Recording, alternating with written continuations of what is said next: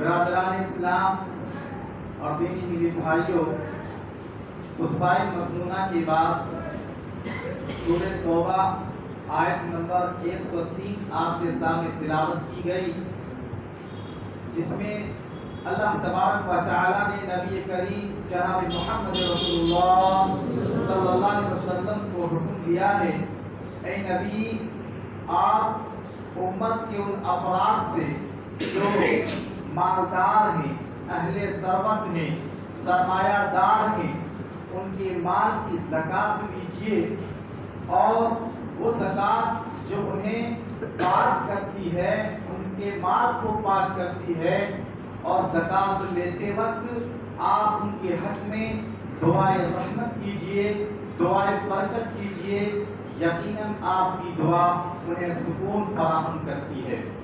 واللہ سمیع علیم، اور اللہ تبارک و تعالی سننے والا اور جاننے والا ہے۔ میرے بھائیوں، آج کا موضوع خطابت ہے زکوٰۃ کی اہمیت اور فرضیت اور زکوٰۃ نہ دینے والوں کا انجام۔ راستے میں نہ بیٹھیں، تھوڑا آگے پیچھے راستے میں، دوسروں کو تکلیف ہو۔ میرے بھائیوں، زکوٰۃ عربی زبان میں پاکیزگی، بڑھوتری اور برکت کے معنوں میں استعمال ہوتا ہے، اور شریعت کی اصطلاح میں زکوٰۃ ایک مخصوص مال کے مخصوص حصے کو کہتے ہیں جو مخصوص لوگوں کو دیا جاتا ہے۔ زکوٰۃ یہ اسلام کا تیسرا رکن ہے، اور قرآن پاک میں اللہ تبارک و تعالیٰ نے جہاں نماز کا تذکرہ فرمایا ہے، وہیں زکوٰۃ کا بھی تذکرہ فرمایا ہے۔ جہاں اقامت الصلاۃ کا ذکر ہے، وہیں اعطاء الزکوٰۃ کا بھی ذکر ہے۔ اللہ والے نماز بھی قائم کرتے ہیں اور زکوٰۃ بھی ادا کرتے ہیں۔ نماز اور زکوٰۃ میں رشتہ کیا ہے؟ نماز اور زکوٰۃ میں رشتہ یہ ہے کہ نماز کا تعلق حقوق اللہ سے ہے اور زکوٰۃ کا تعلق حقوق العباد سے ہے۔ میرے بھائیوں، زکوٰۃ کی برکت کی وجہ سے مسلم سماج اور مسلم معاشرے سے غریبی اور فقیری ختم ہو سکتی ہے۔ سماج اور معاشرے کے کئی مالی مسائل حل ہو سکتے ہیں زکوٰۃ سے۔ شرط یہ ہے کہ انسان زکوٰۃ نکالے اور حقداروں تک پہنچائے۔ امت کے ہر افراد جن کے اوپر زکوٰۃ فرض ہو جائے، جس کے نصاب کا مال پہنچ جائے، اگر وہ زکوٰۃ نکالے اور حقداروں تک پہنچائے تو یقین مانیے سماج اور معاشرے کے کئی مالی مسائل حل ہو سکتے ہیں، اور سماج اور معاشرے سے فقیری اور مسکین اور فقیری ختم ہو جائے گی۔ سماج اور معاشرے میں کوئی مسکین آپ کو نہیں ملے گا، اور تاریخ میں ایسا زمانہ دیکھا بھی ہے، آپ تاریخ پڑھیں گے تو معلوم ہوگا۔ میرے بھائیوں، تو آپ اس کو سمجھ سکتے ہیں اس چیز سے جو اللہ تبارک و تعالیٰ نے مصارف زکوٰۃ لاگو کیا ہے، یعنی وہ جگہیں جہاں زکوٰۃ کا مال دیا جاتا ہے، اس سے آپ سمجھ سکتے ہیں کہ جس سماج میں زکوٰۃ کا سسٹم ہو وہاں سے کیسے مالی مسائل حل ہو سکتے ہیں۔ تو کیا ہے مصارف زکوٰۃ؟ یعنی وہ کون سی جگہیں ہیں جہاں زکوٰۃ کا مال دیا جائے گا؟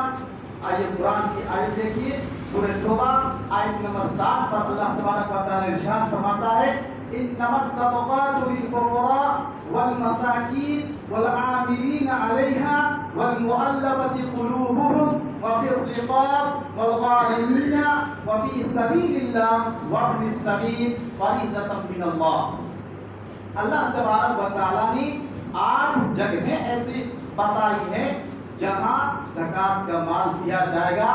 یہ 8 مصرف ہیں زکوٰۃ کی۔ پہلا اللہ تبارک و تعالیٰ نے کیا کہا؟ انما الصدقات للفقراء والمساکین۔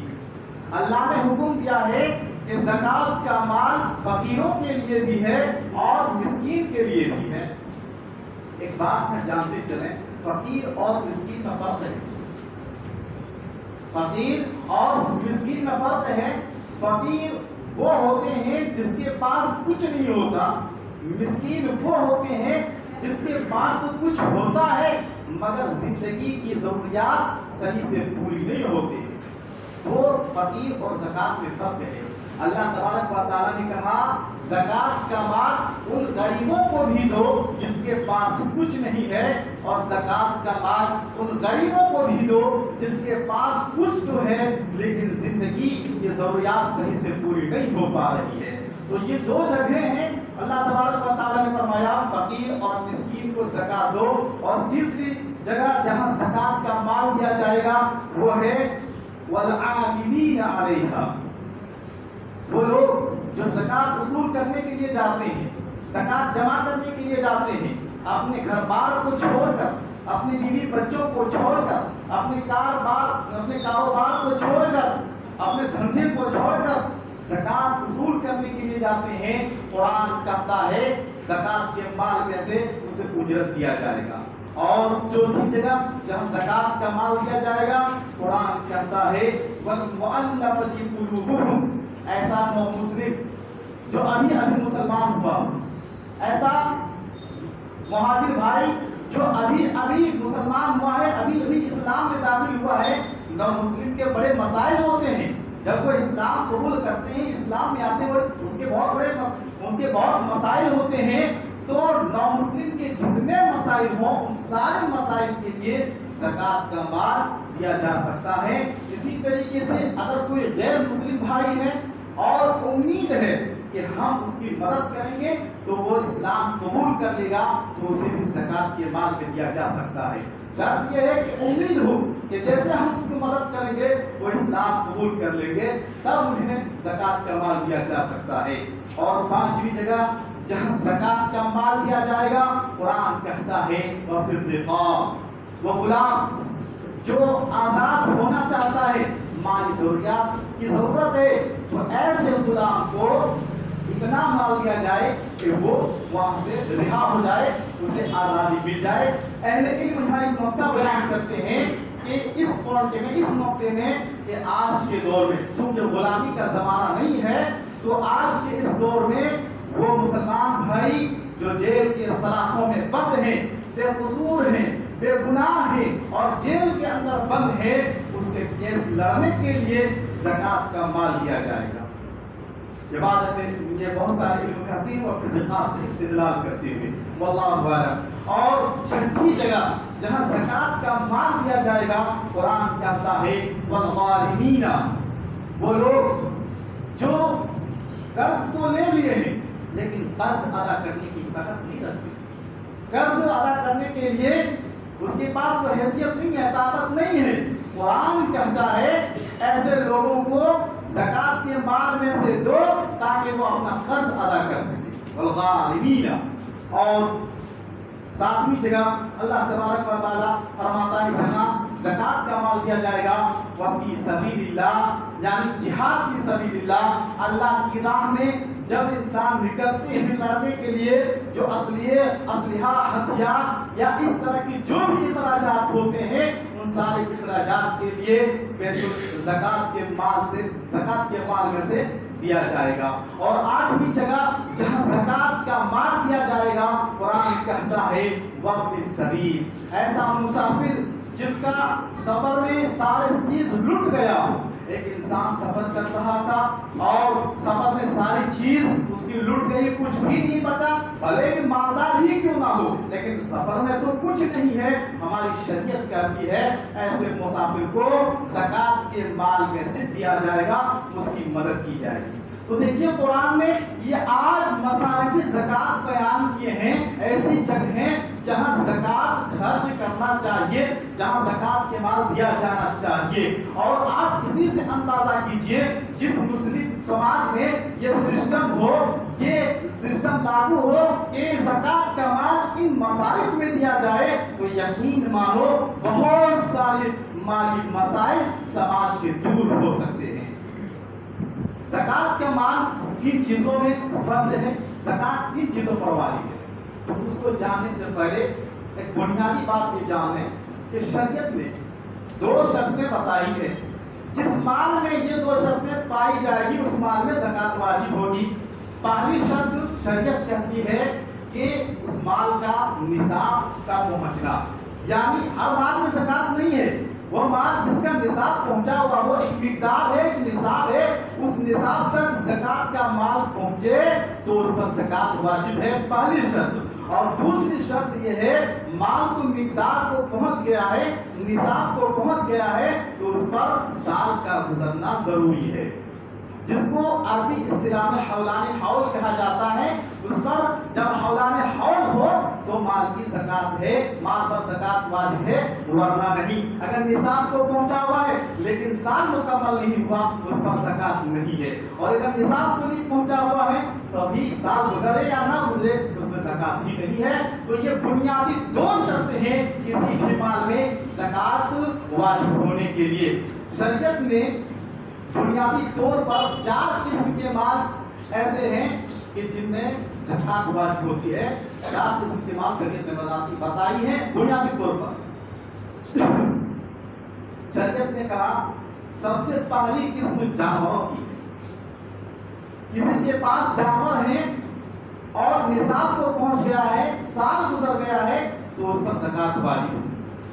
शरीयत ने कहा सबसे पहले ऊंट का तस्करा किया कि जिसके पास 5 ऊंट हो तो 5 ऊंट में 1 बकरी की ज़कात होगी, जबकि उसमें साल गुजर जाए 4 ऊंट में ज़कात नहीं।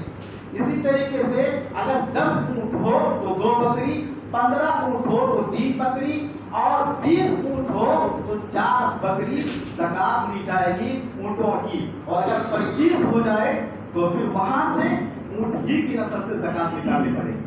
किसी के 25 ऊंट है किसी के पास और उसमें साल गुजर गया तो फिर 1 ऊंट उसे ज़कात में निकालना पड़ेगा। और इसी तरह बकरियों के सिलसिले में शरीयत ने कहा जिसके पास 40 बकरियां हों और उसमें साल गुजर जाए तो 40 बकरी में एक बकरी ज़कात देनी होगी। और 40 से लेकर 200 120 तक 120 तक एक ही बकरी ज़कात दी जाए। जब 121 हो जाए तो फिर 2 ज़कात बकरी में ज़कात में 2 बकरी अदा की जाएगी, जबकि उसमें साल गुजर जाए। और इसकी आगे लंबी बहुत तफसील है। और इसी तरीके से गाय के बारे में शरीयत ने कहा जिसके पास 30 गाय हो और साल गुजर जाए तो उसमें ज़कात वाजिब है।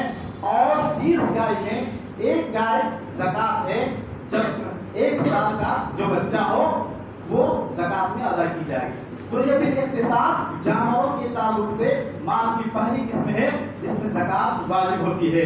माल की दूसरी किस्म जिसमें ज़कात वाजिब होती है वह है ज़मीनी पैदावार। कोई किसान है, अपनी ज़मीन है, खेती बाड़ी करता है, तो उस ज़मीन की पैदावार में ज़कात है। कुरान कहता है वातू हक़्क़हू यौम हसादी, और जैसे ही तुम फसल काटो उसका हक अदा करो। जमीन की पैदावार जब फसल काटेंगे उसी वक्त उसका ज़कात अदा करना पड़ेगा। इसमें हौलान हौल का शर्त नहीं है, इसमें साल का गुजरना शर्त नहीं है। कितनी जमीनी पैदावार हो तो ज़कात वाजिब है। तो शरीयत ने कहा 5 वसत जिसके पास जमीनी पैदावार है उस पर ज़कात वाजिब है। और 5 वसत आज के किलोग्राम में देखा जाए तो 7.5 कुंटल होता है।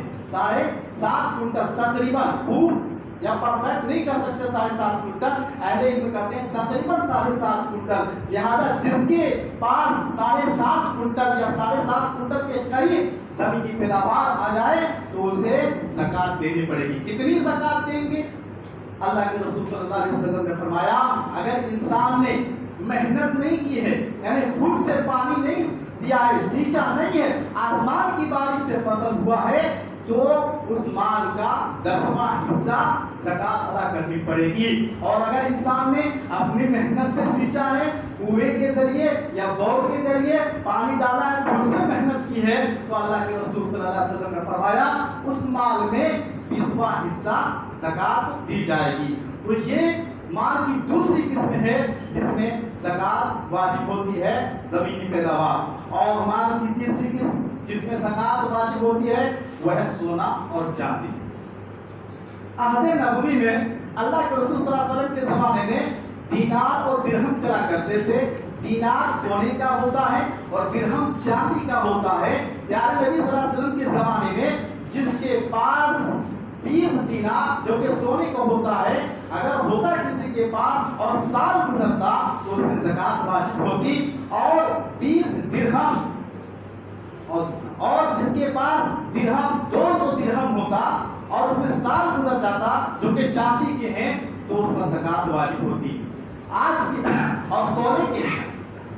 اور اگر تولے کے حساب سے دیکھا جائے تو 7.5 تولہ سونا جس کے پاس ہے اور اس میں سال گزر جائے تو اس میں زکات واجب ہوتی ہے، اور چاندی 52.5 تولہ جس کے پاس ہے اور اس میں سال گزر جائے تو اس پر زکات واجب ہوتی ہے۔ اگر کلو گرام کے حساب سے دیکھا جائے تو 85 گرام سونا اگر کسی کے پاس ہے اور اس میں سال گزر جائے تو اس میں زکات واجب ہوتی ہے، اور چاندی 595 گرام 590 پر 5 گرام جس کے پاس چاندی ہے اور سال گزر جائے تو اس میں زکات واجب ہوتی ہے۔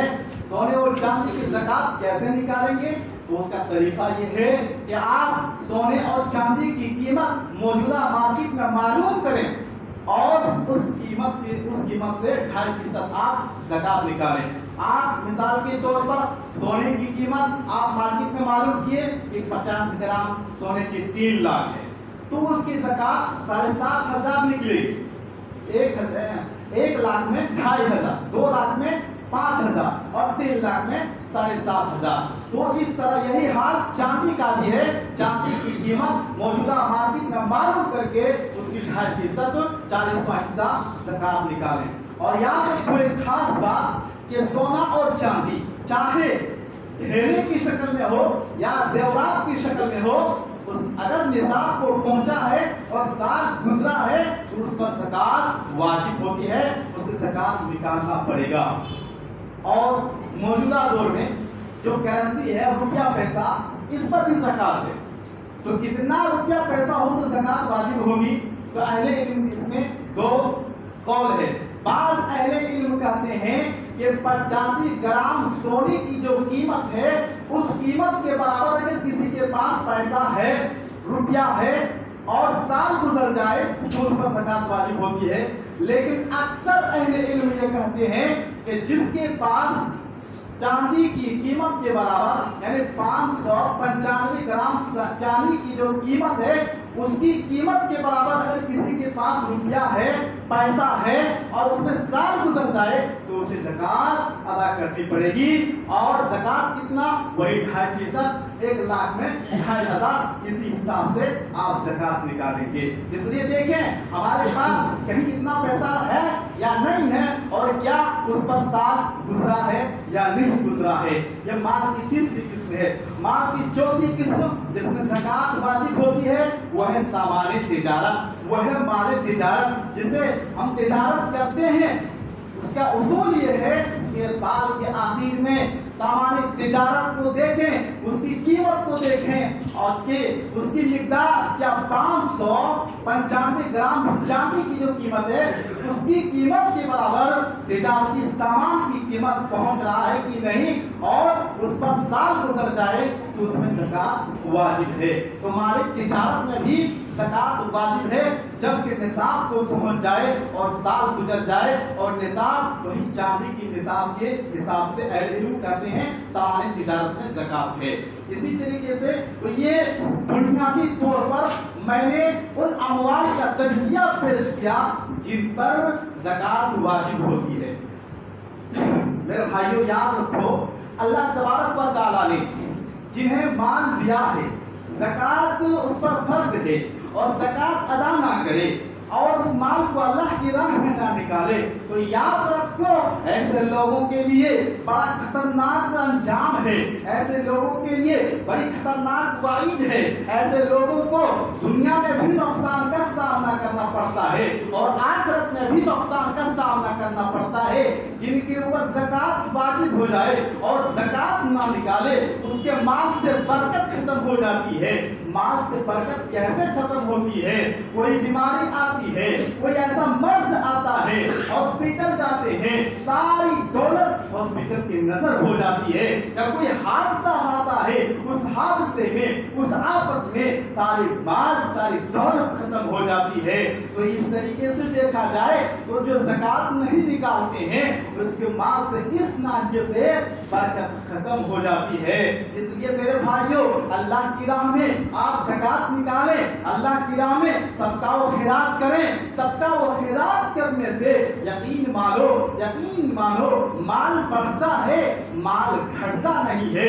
پیارے نبی صلی اللہ علیہ وسلم کی حدیث ہے، آپ صلی اللہ علیہ وسلم فرماتے ہیں ما نقصت من مال صدقہ، کہ اس مال سے صدقے سے مال نہیں گھٹتا جو اللہ کی راہ میں دیتے ہیں۔ صدقہ و خیرات سے مال میں کمی نہیں ہوتی ہے، مال بڑھتا ہے۔ اس لیے میرے بھائیوں ہاتھ پیچھے نہ ہٹائیں، صدقہ و خیرات کرنے سے ایک دوسرے سے آگے بڑھنے کی کوشش کریں۔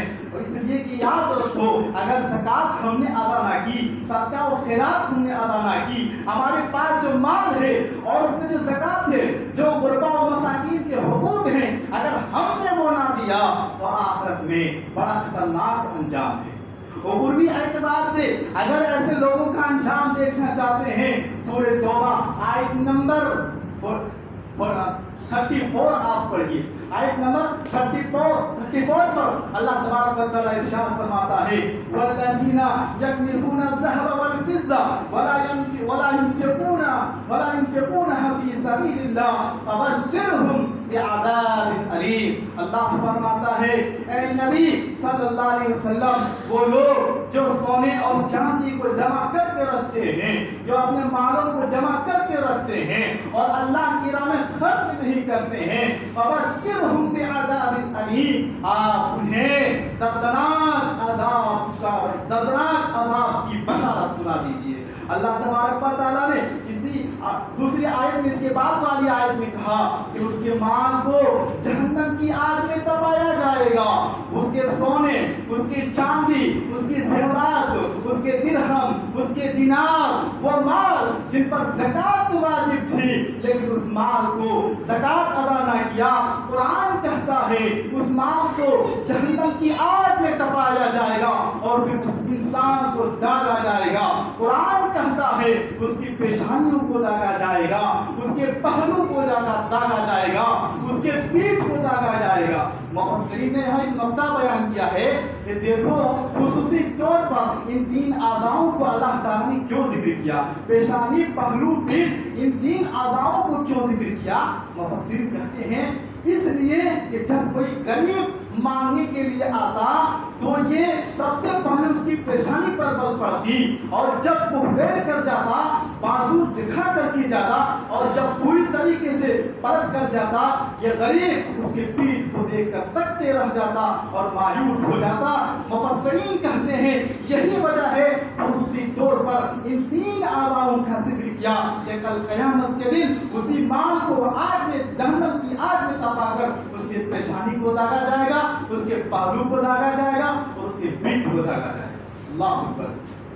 ذرا تصور کرو کوئی چیز آپ دنیا کی آگ میں گرم کیجئے، کوئی بھی چیز ہو، اور اپنے جسم میں سٹا کر کے دیکھیے، کیا آپ برداشت کر لیں گے؟ آپ برداشت کر لیں گے؟ تو جہنم کی وہ آگ جو دنیا کی آگ سے 69 گنا ٹیمپریچر میں زیادہ ہے، اس حرارت میں زیادہ ہے، اس آگ کی تپش میں تپایا ہوا کیسے برداشت کریں؟ تصور کرنے کی بات ہے۔ اور حدیث میں اللہ کے رسول صلی اللہ علیہ وسلم نے فرمایا من آتاہ اللہ مالا فلم یؤدی زکاتہ، کہ جس کو اللہ تعالیٰ نے مال دیا اور زکوٰۃ ادا نہیں کی، کل قیامت کے دن وہ مال گنجے صاف کی شکل میں آئے گا، اس کے گلے کا ہار بن جائے گا، اور وہ سانپ ان کی جبڑوں کو پکڑ کر کہے گا انا کنزکا انا مالکا، میں تیرا وہی مال ہوں جسے تم تجریوں میں جمع کر کر کے رکھتا تھا، میں تیرا وہی مال ہوں جسے تم اکٹھا کر کر کے رکھتا تھا، میں تیرا وہی خزانہ ہوں، وہی مال ہوں جسے تم بینکوں میں حرص و حوث کی وجہ سے رکھتا تھا اور اللہ کی راہ میں صدقہ و خیرات نہ کرتا تھا، میں وہی مال ہوں۔ اور اس طریقے سے اس کو یہ عذاب دیا جائے گا۔ میرے بھائیوں، اس لیے اللہ تبارک و تعالیٰ نے مال دیا ہے اور زکوٰۃ کا نصاب پہنچا ہوا ہے، تو پہلی فرصت میں آپ زکوٰۃ ادا کیجئے اور اللہ کی راہ میں صدقہ و خیرات کرتے رہیے، نفلی صدقہ بھی آپ کیجئے، اس لیے کہ یہ مبارک مہینہ چل رہا ہے، یہ مبارک مہینہ چل رہا ہے۔ اس مہینے کے بارے میں پیارے نبی صلی اللہ علیہ وسلم کے بارے میں آتا ہے کہ جب رمضان کا مہینہ آتا آپ صدقہ و خیرات میں بڑھ چڑھ کر حصہ لیتے اور بہت زیادہ صدقہ و خیرات کرتے۔ اس لیے ہم سب کو چاہیے کہ ہم بھی اللہ کی راہ میں زیادہ سے زیادہ صدقہ و خیرات کریں، کیا پتا پھر آئندہ سال یہ رمضان کا مہینہ ملے یا نہ ملے، ہم سوچتے رہ جائیں گے کہ اللہ کی راہ میں خرچ کریں یا نہ کریں، خرچ کریں یا نہ کریں، اور ہماری موت آ جائے تو پھر کیا فائدہ ایسے مال سے؟ ابھی موقع ہے، اس موقع کو غنیمت جانو اور اللہ اکبر۔ یہی وجہ ہے صحابہ کرام نے اس حقیقت کو سمجھا تھا کہ اللہ کی راہ میں مال خرچ کرنے سے کیا فائدہ ہے اور کیا فضیلت ہے، صحابہ کرام نے اس چیز کو سمجھا تھا۔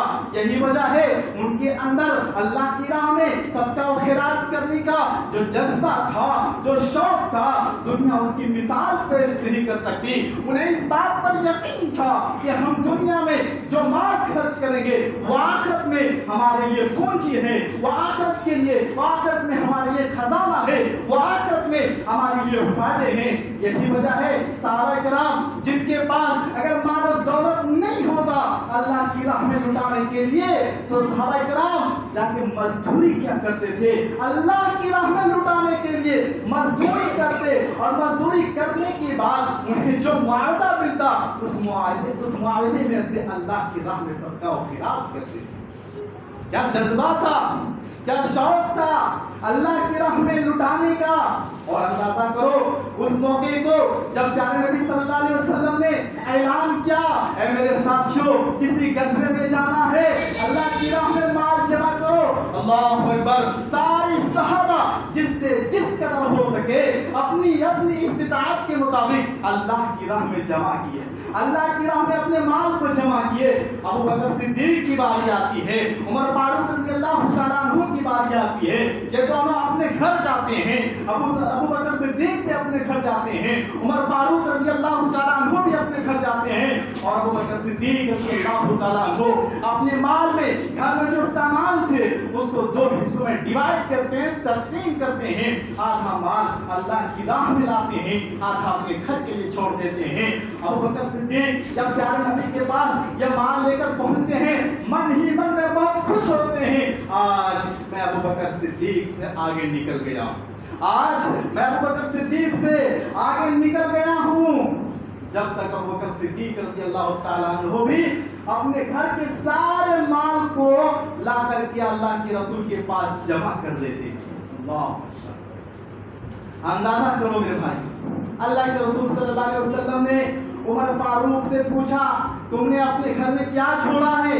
عمر فاروق رضی اللہ تعالیٰ عنہ نے کہا میں نے اپنے گھر میں آدھا مال چھوڑا ہے اور آدھا اللہ کی راہ میں لے آیا ہوں۔ جب ابو بکر صدیق سے پیارے نبی صلی اللہ علیہ وسلم نے پوچھا تم نے اپنے گھر میں کیا چھوڑا ہے؟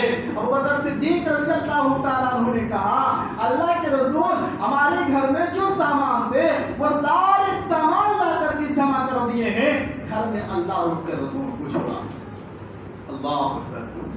تب عمر فاروق رضی اللہ تعالیٰ عنہ نے کہا اللہ کی قسم میں ابو بکر صدیق سے نیکیوں میں آگے نہیں بڑھ سکتا۔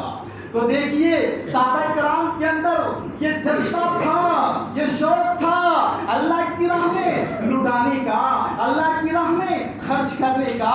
اور پیارے نبی کیا فرماتے ہیں ایسے لوگ جو اللہ کی راہ میں صدقہ و خیرات کرتے ہیں، پیارے نبی فرماتے ہیں فرشتے نازل ہوتے ہیں۔ ایک فرشتہ اللہ سے یہ دعا کرتا ہے کہ اللہ جو تیرا دیا ہوا مال تیری راہ میں خرچ کرتا ہے، اللہ تو اس کے مال میں برکت عطا فرما۔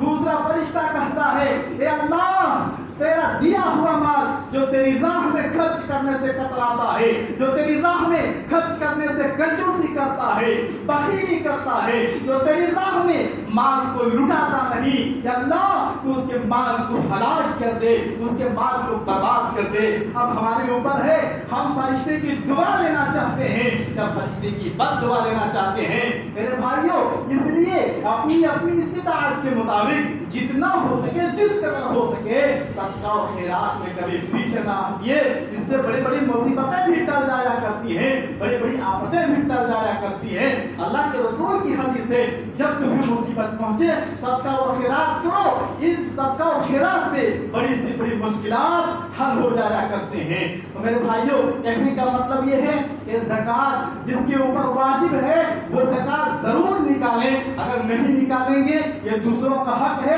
یوں سمجھیے آپ دوسروں کا حق کھا رہے ہیں اور پھر اس کی سزا آپ کو بھگتنا پڑے گا۔ اور اسی طرح نفلی صدقہ دل کھول کر اللہ کی راہ میں لٹائیں، دل کھول کر نفلی صدقہ و خیرات کرتے رہیں۔ یہ چند باتیں تھیں، اللہ رب العالمین سے دعا کیجیے اللہ رب العالمین ہم سارے مسلمانوں کو زکوٰۃ جن کے اوپر واجب ہے اللہ کی انہیں پہلی فرصت میں نکالنے کی توفیق عطا فرمائے۔ یا پروردگار اور سارے مسلمانوں کو صدقہ و خیرات میں بڑھ چڑھ کر حصہ لینے کی توفیق دے۔